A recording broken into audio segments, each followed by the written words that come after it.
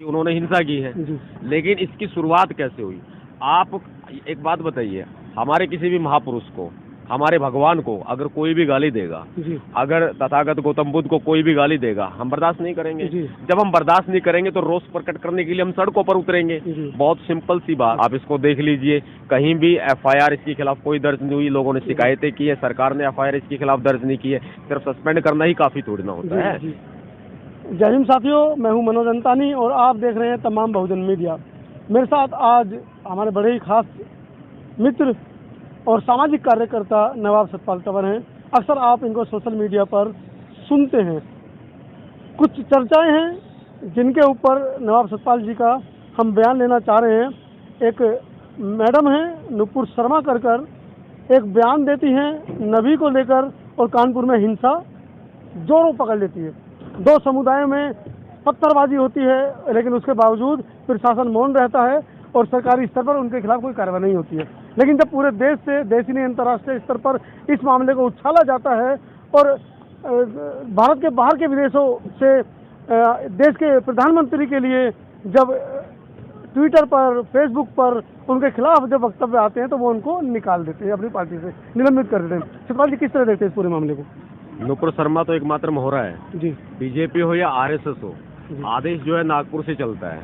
और बीजेपी की जो ये तथाकथित नेता है ना, ये इसी तरह का काम करते हैं। आप पूरा इतिहास उठा करके देख लो, आरएसएस का, बीजेपी का। भारत के अंदर जब भी दंगे हुए हैं तो ये दंगों की शुरुआत किसने की है जी? कानपुर में दंगा हुआ, हिंसा हो गई, एक विशेष समुदाय पर आरोप लग रहा है कि उन्होंने हिंसा की है, लेकिन इसकी शुरुआत कैसे हुई?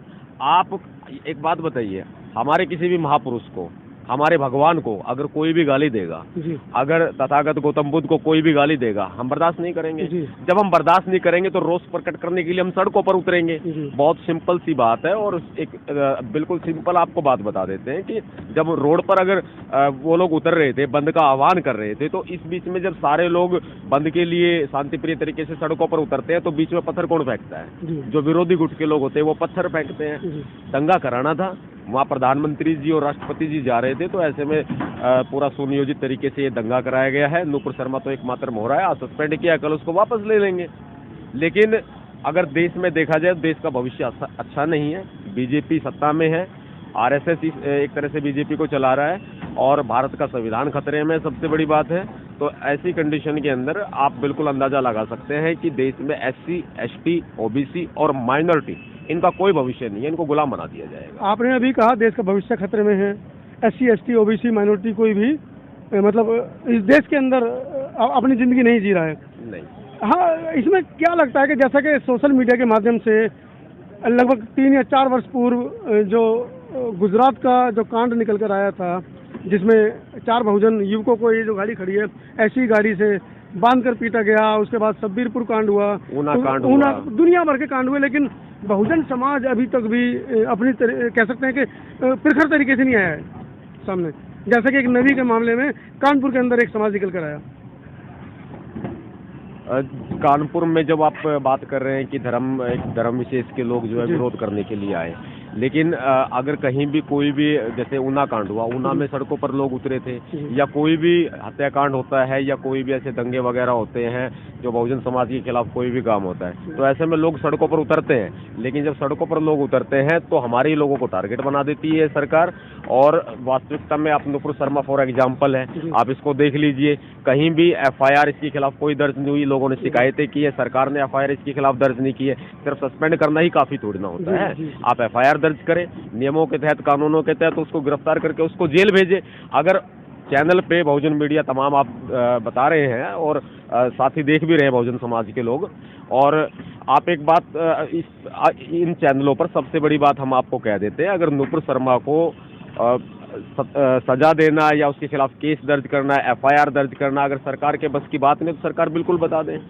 अगर कहीं भी सरकार की मंशा गलत है, उसकी अगर खोट है सरकार की माइंड के अंदर, तो वो बिल्कुल क्लियर बता दे कि कानूनों का दुरुपयोग किया जा रहा है। लाखों फॉलोअर्स हैं आपके, लाखों लोग आपको सुनते हैं, आप आह्वान करते हैं। मैं यूपी में जा रहा हूँ तो हजारों युवा सड़कों पर मिलते हैं। आप राजस्थान का आह्वान करते हैं, लाखों युवा आपको राजस्थान की सड़कों पर मिलते हैं। आप हरियाणा में जब कभी किसी आंदोलन को दूरी बनाते हैं तब वहाँ हजारों युवा इकट्ठा होते हैं।